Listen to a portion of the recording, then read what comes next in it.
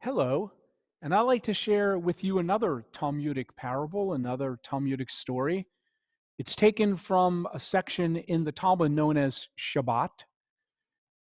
It's found on page 119a. The way the Talmud is arranged is that one side has page A and then page B and then page A and page B, and it continues on. So I'd like to share a story. Of course, it makes sense that in a section known as Shabbat in the Talmud, this is a story about Shabbat.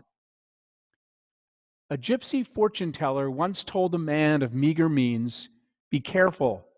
A rich man named Joseph, who always honors the Sabbath day, will someday own all of your possessions."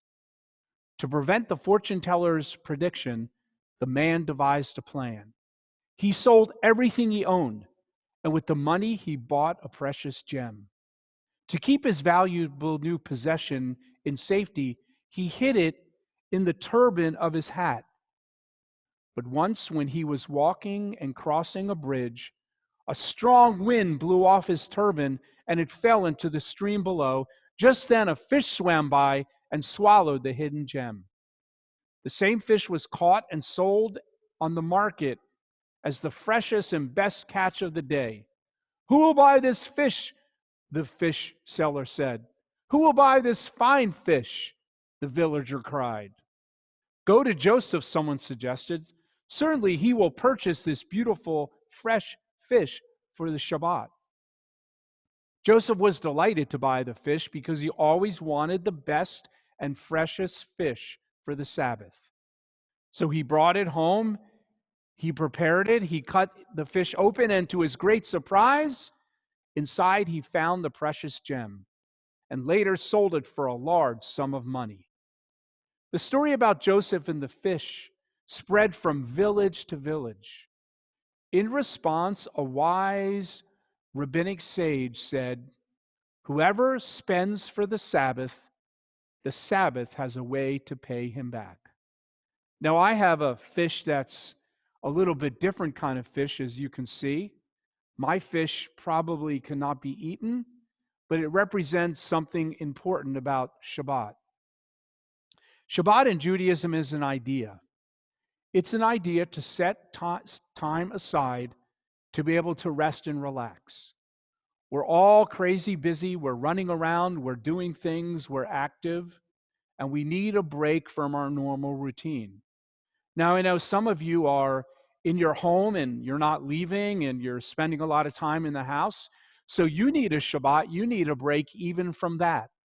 How do you take a Shabbat from a Shabbat? Well, the answer is you set that day aside from all the other days. If you spend a lot of time in the house, maybe you want to make Shabbat by taking a walk outside. Maybe you want to celebrate Shabbat by gathering everyone around the table for a Shabbat dinner. Maybe you want to take Shabbat and taking time for yourself to do something special that only you like to do. Maybe you want to take Shabbat to read or to study or to spend time with friends connected even virtually. Whatever way that you spend Shabbat, the idea is that you set aside time to rejuvenate yourselves, recharge yourselves, to allow all of us to rest. Jewish tradition teaches that God, who created the world, needed to rest.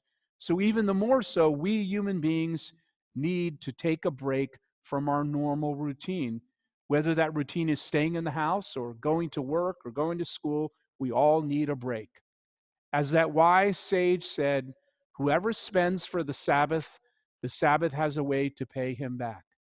That means that if you take the time to set aside some time to rest and relax, then when you go back to doing whatever you're doing, you're going to do it that much better.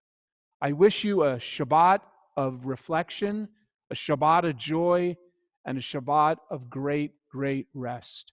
Shabbat Shalom, everyone. Shabbat Shalom.